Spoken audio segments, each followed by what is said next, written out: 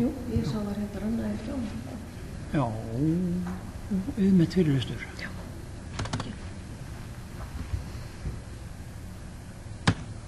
Svona. Fundastjóri, ágætu fundamenn. Ég heiti Heiður Agnes Björnsdóttir og það kannski kom nú ekki fram, en ég sem sagt, ég var að spyrja því áðan hvaðan kemur þú og ég kem úr markaðssvæðinu, svaraði ég. Ég hef sérst unnið sem ráðgjafi í markaðsþjónustu ímyndarmálum árum saman og einnig starfa við það, þannig ég þekki praktísku hliðina á því einnig.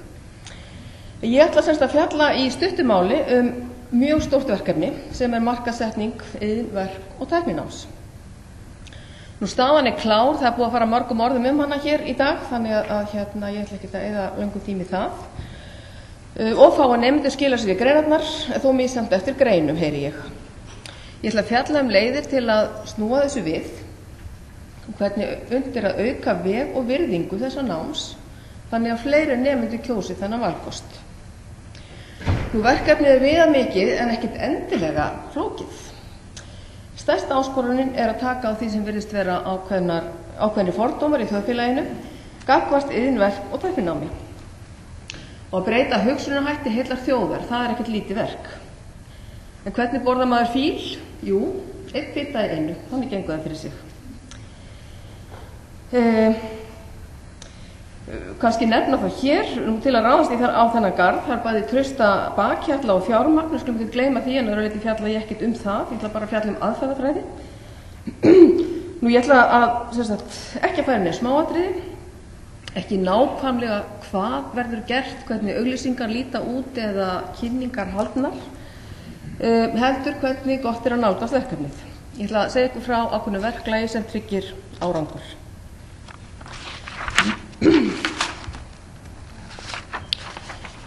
Og þetta stóra myndin okkar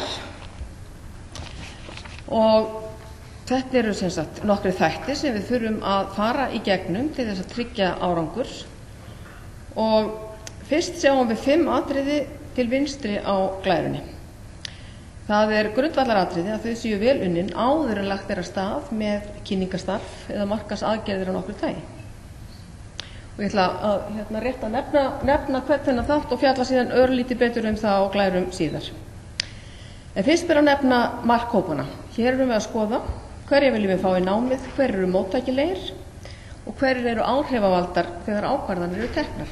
Það skiptir mjög miklu máli líka. Nú næst kemur greining á stöðunni og við höfum svo sem margt í því. Í dag sækja færri í greinarnar en við viljum. Spurningin af hverju það? Við þurfum að fá upplýsingar það og við þurfum að grafa dálítið djúpt hérna. Og það kannski hluti af því að skoða markhópana, hvað kúrir í kolli fólks og hvað það sem við ætlum raunverulega að fást við. Nú hluti af stöðugreiningu að skoða líka samkeppnisstöðu þessa náms í samanburði við annað nám sem býðst. Einhver tækifæri eða kannski ógnanir sem við þurfum að skoða. Og síðan þriðja atriðið þarna varan sjálf. Nú kannum við að rappa í kút þegar ég tala vöru, en í markaðssvæðinu tölum við vöru þegar við ætlum að, kynna og höfða til markaðar með eitthvað. Stjórnmálaflokkar eru markaðsettir og það talað vöru, það hægt að markaðsetja skoðanir og ég tala námið okkar sem vöru í þessu samhengi. Ég vona að enginn móðgist í það. En vöruna þarf að skilgreina. Hvað það í raun sem við ætlum að höfða til nemenda með? Hvað það? Hvaða hugmynd ætlum við að selja? Síðan það markmið. Með fyrir að setja sér markmið árangur.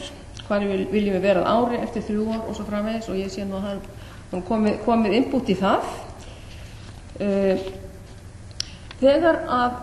Og síðan það auðvitað stefna. Það að segja, svo leiðir okkar til þess að ná markmiðinu. Og þá fyrst, þegar við erum búin að skoða þessi 5 fyrstu atriði, þá fyrst komið að aðgerðum. Það hrinda í verk, það sem við höfum hugsað svo vel fram að þessu.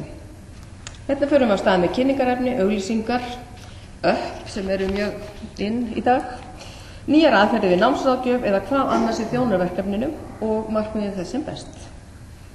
Og síðan það árangursmælingar, auðvitað þurfum að fylgjast með því hvaða árangri við erum að ná, og þá erum við ekki bara að tala fjölgun í náminu, við erum líka að tala þann árangur sem við getum náð með, að vinna á þessum fordómum, við þurfum að kíkja í kollin á fólki líka, það líka árangur og í raun og veru forsenda þessa velgangi. Og auðvitað þetta heitir stefnumótun, allt þetta, þið þekkið þetta eflaust öll, ég ætla bara að reyna að tala þetta svolítið á svona mannamáli, skulum við segja. En fyrstu markhópana, ég setti hér nemendur og reyndar atvinnuleitendur, þá engin minnst á þá hér, en enga síður þeir sem við viljum höfða til fólk sem stendur á tímamótum og þarf að taka ákvarðanir framtíð sína. Nemendur kannski stærsti hlutin þar. En í markhópar eru einnig þessir áhrifavaldar. Þeir skipta gríðarlega miklu máli og þar kannski lúra fordómarnir. Þetta eru foreldrar, námsráðgjafar, útskrifaði nemendur, hvernig tala þeir námið, við fengum smá einsýn í það og starfsánægju og fleira, nú allur almenningur og síðan vinir. Við þurfum að skoða þessa hópa og við þurfum að skoða þeirra viðhorf, við þurfum virkilega að greina þessa hópa. Og hvað þurfum við þá að vita?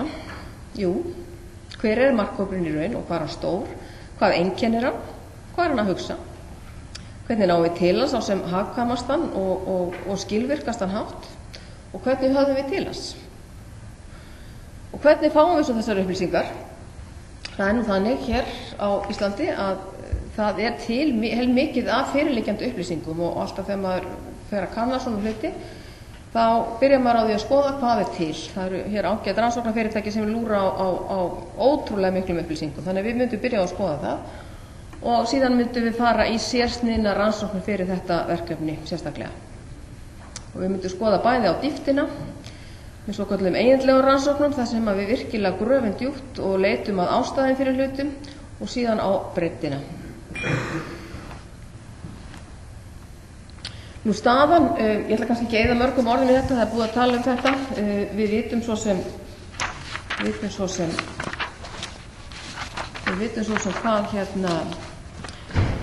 hvað staðan en hluti af þessu að fá sem sagt nýta þessar upplýsingar og markhópana inn í þetta allt saman. Já, bara hlaupa yfir þessa.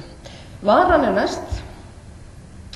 Ég ætla að vitna í frægan og virtan prófessor við Harvard Business School sem segir að vara sé ekki vara nema hún seljist. Annars sé hún bara safngripur. Og þetta má til sanns vegar færa. Við viljum gera betur. Nú ætla ég ekki að segja að námið, hún í móðgenga hér, en ég ætla ekki að segja að námið sé eitthvað sem enginn vill, það alls ekki þannig. Við þurfum að gera betur. Við vitum að þær aðferðir sem hafa verið notaðar hingað til, þær hafa ekki skilað þeim árangri sem við viljum. Aðeins betur vöruna. Við þurfum að skilgreina nákvæmlega hvað það sem við höfum. Einkenni vörunar. Við þurfum að skilgreina hvað það sem við viljum að fólk hugsi þegar það heyrir minnst á iðn, verk eða tækninám. Hvaða tilfinningar vekur það? Og af hverju ætti einhver að kjósa það umfram annað sem býðst? Það margt sem í boði. Hver eru kostir þessara vöru? Þetta þurfum við að skilgreina mjög nákvæmlega. Og það fleira. Hér talað iðnverk og tækninám undir sama hattinum. Kynnum við þetta allt saman eða út af fyrir sig, hverja sort og hver þá munurinn, hvað með stakar greinar, hvað með ólíka skóla og svo margt fleira. En það sem þarf að breytast kannski það að iðnverk og tækninám sé með ekki formerkjum sem ég greindi hér áðan. Þeir sem ekki fara í hitt eða þetta, þeir endi kannski þarna. Þannig við þurfum að skilgreina þetta afskaplega vel. Nú markmið og mælikvarðar. Hvað árangur? Við ætlum að skilgreina það. Markmið þurfa sem, eins og alltaf, að vera magn og tímasett. Við þurfum að fá 0-punktsmælingu og við myndum afgreiða það í þessari stöðugreiningu eða rannsókn sem við gerum á markanum í upphafi. Og hér ég setti bara fram dæmi markmið og tvenns konar, annars vegar sjáum við strax bara aukningu nemenda sem útskrifast úr tilteknum greinum. Þannig að það getur verið x% sem útskrifast úr tilteknum greinum árið 2016. Eða annars konar markmið væri á huglægarsviðinu. Prósent nemenda sem telja líklegt eða mjög líklegt að þeir fari í iðnnám. Eða prósent foreldra barna á grunnskólaaldri sem telja líklegt eða mjög líklegt að þeir muni hvetja eigin börn til að fara í verknám. Þessar hluti þurfum við að skilgreina áður en við förum af stað. Hvað það sem við teljum árangur?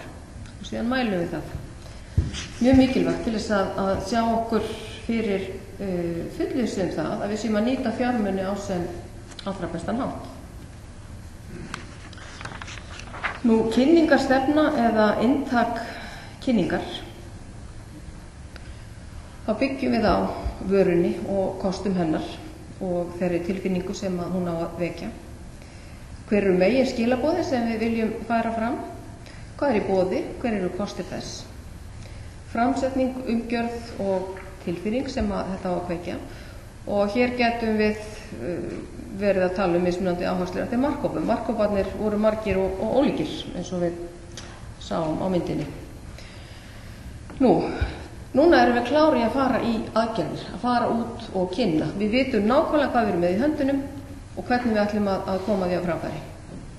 Og þá bara að setja í fjórða gír og fara í beinar aðgerðir til þess að ná þessum markmiðum okkar.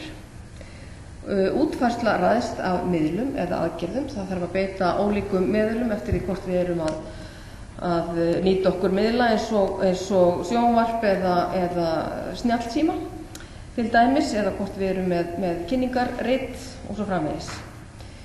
Og það þarf að huga kynningarefni og það kom nú fram hjá Iðunni að það mætti kannski eitthvað skoða það. Markhópurinn er kannski ekki allur að lesa þykka bæklinga. Síðan það auglýsingar.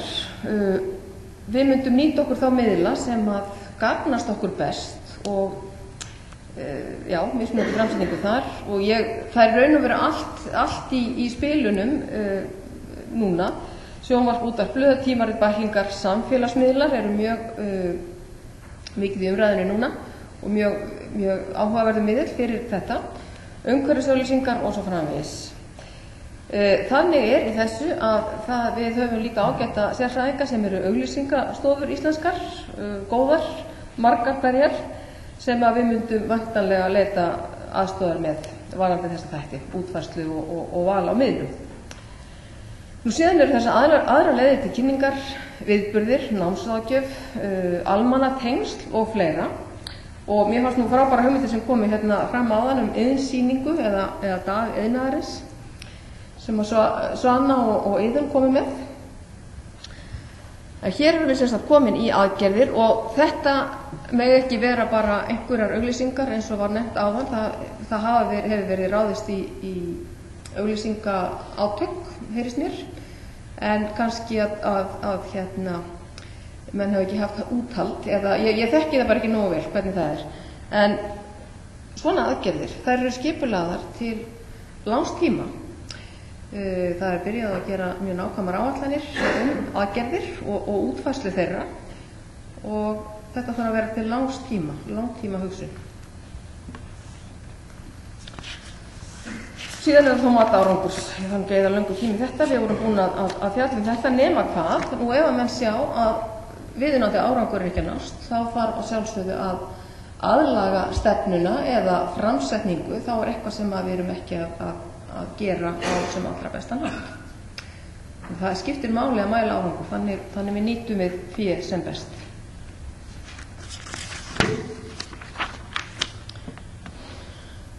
Ég setti 3 lykilatriði sem að ég vildi tína til í þessu samhengi. Lykilatriði þess að svona verkefni megi lukkast vel.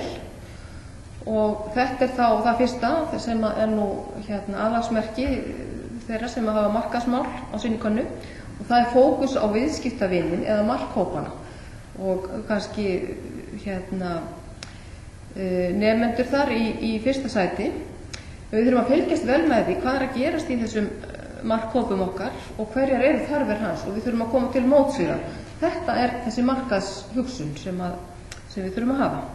Nú síðan það eru margir aðilar sem að eiga hagsmuni af því að vel takist til og þeir þurfa að geta unnið vel saman.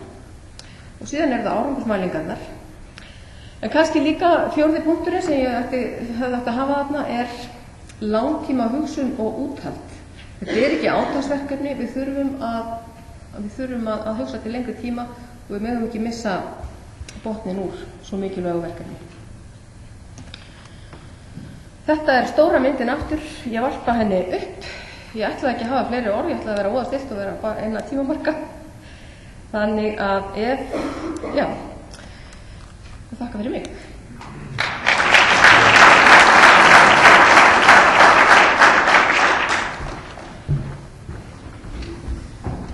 Já, takk kærlega fyrir þetta, Heiður. Eru ykkur spurningar?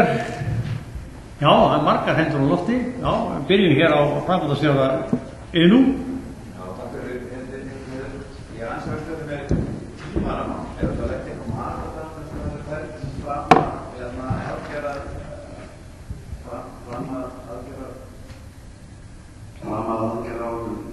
hvað er þetta ekki náttúrulega og hvað er þetta ekki á tíma? Það sé gegn að það verið stiltir við borðið sem að eftir að koma að því. Já, þetta væri einhverja mánaðarverkefni myndi ég telja. Við getum talað kannski 3, 4, 5 mánuði eitthvað svoleiðis þangað til við erum komin að aðgerðum. En það að því gefnu að menn vinni afskaplega vel saman. Það sem við vitum, við þurfum að afla ákveðna upplýsinga og það tekur tíma og síðan það þá stefnumótun og annað í framhaldinu. Og já, ég myndi halda það. Skulum segja 4 til 6 mánuði. Fleiri hendur á lofti. Péturinn, ég var ekki með eina spurningu, en ég í prófnefnd í Stórnsvík. Og ég að prófa menn sem að koma út á skólakerfinu og út á ræðarlífinu. Og ég hef það markmið að skila þessum nemendum ættekt, þekkingu, þannig að samtök iðnaðarins tilbúins að borga fyrir þessa vinnu. Það markmið hjá mér með setjunni í prófnum. Aftur og aftur gefið 0. 0 fyrir einkanir í einhvern þar sem að menn hafa ekki náð. Nú segir menn hafa ekki náð því sem kennarinn 8 að kenna. Þeir segja 8 að kenna og þá gef ég alltaf að kenna honum. Þeir hafa ekki menntun til að klára sig af einstökum grein. Þeir eru bara settir í þetta og svo rækstast að verkefni út. Vegna regluna sem hafa verið settar í ráðuneytinu þá þessu hnoða saman og menn fá skiptinn þess að út á vinnumarkaði. Og ég hugsa alltaf þetta sama til að vera sofa kvöldin. Hver mín ábyrgð á þessu nefnd? Það bara bendur á þetta. Og svo annað, fyrir nokkur ára síðan fyrir 44 einstaklingar frá Danmörku. Og þeir komið hérna til þess að við ræða hér drotta í skólanum. Helmingur maður karlkyns menn og einhverjum kvenkynsmenn sem voru þarna. Spurningarnir voru alltaf það hvað að gera til þess að ká nefnum í skólana í iðnnámi. Og ég hafði hugsað þetta lengi, mörg ár, hvað við getum gert. Og ég veit í dag að það er dýrlítið að nota ennþá þessa möguleika. Meira er það bara að segja þetta, brotalöfum í þessu kerfi og það er nauðsynlegt að taka á því. Ég vona að alþingismennirnir leggja nú eitthvað til. Takk fyrir þetta, Pétur. Þá eru fleiri hendur, helstu spurningar, ekki innlögn eða ræður. Já, ég heiti Andrés Pétursson og starfa hjá Menntaáætlun Evrópusambandsins á Íslandi og hlaut að nota tækifæri og plugga þess, en ég eina spurningu líka. Komum pluggi fyrst að í gegnum EES-samningi þá höfum við Íslendingar sem starfa af þessari Menntaáætlun og á hverju ári erum við að útdeila núna bara í starfsmenntun yfir 170 milljónir. Þessi peningar munu aukast á næstu árum. Það segja við lúðum ekki, það segja bara út EES eða eitthvað svoleiðis, en það núna pólitík sem ég ekki trú á. Þannig að það er bara mjög mikilvægt að fólk viti þessar áætlunir og þá gríðarlega möguleika sem að bæði nemendur og starfsfólk í starfsfundum hefur. Það miklu meiri peningar en allir aðrir í öðrum menntunargeirum hafa. En mér langar að spyrja þig í sambandi við mikilvægi fyrirmynda og það í markaðssetningu og það finnst mér kannski aðeins hafa vantað kannski í markaðssetningu á innhendu. Það er að búa til flottar fyrirmyndir. Yfir tala syni sína. Ég á son sem 14 ára. Ég er kannski ekki rosalega stoltur að ég segja að hann alveg ótrúlegur efnisíkmaður. En ég held að það sem er á staldið ríkjandi í börnum það. Þau staldið ríkja efnisíkfólk. Og einn sá flottast í hans sögu er Kristinn Jakobsson kjöldinannar. Ekki bara þegar hann er knattspyrnudómari og streym og bygg og flautartóttum annan kópó, heldur af því að hann er með fyrirtæki sem gengur vel. Það sem séðum mér finnst alveg rosalega flott að hann har bæði ploss og bensín. Þannig að það þarf ekki mikilvægi þess að við vekjum athygli á þeim fyrirtækjum og þeim einstaklingum sem eru að standa þessu og gera vel í þessu geira. Þakka fyrir þetta Andrés. Þetta er, ég vil segja bara strax, þetta er mjög góð hugmynd og það er einmitt ég vona ég hefi munið eftir að minnast á það að heyra sjónarmið þeirra sem hafa farið í gegnum nám og hafa klárað, og eru fyrirmyndir, að sýna að það sé ekki, síðasta úrræðið að fara í þetta nám, heldur sé það góður kostur, og eins og ég talaði að auka veg og virðingu þessa náms. Mjög góð hugmynd. Já, kæra þakki fyrir. Nú, þá er að koma kaffi. Við skulum hafa það allt að 15 mínútum. Það sem við gerum eftir kaffi, þá er einn fyrirlestur í viðbót og síðan hópavinna sem mun ekki taka mjög langan tíma. Þannig að þetta er náttúrulega að segja það undir rós að þið eigi ekki að fara. Þannig að koma hér aftur inn og taka þátt í hópavinninni því að við verðum búin að þessu öllu fyrir 4. En nú er að kaffi. Takk.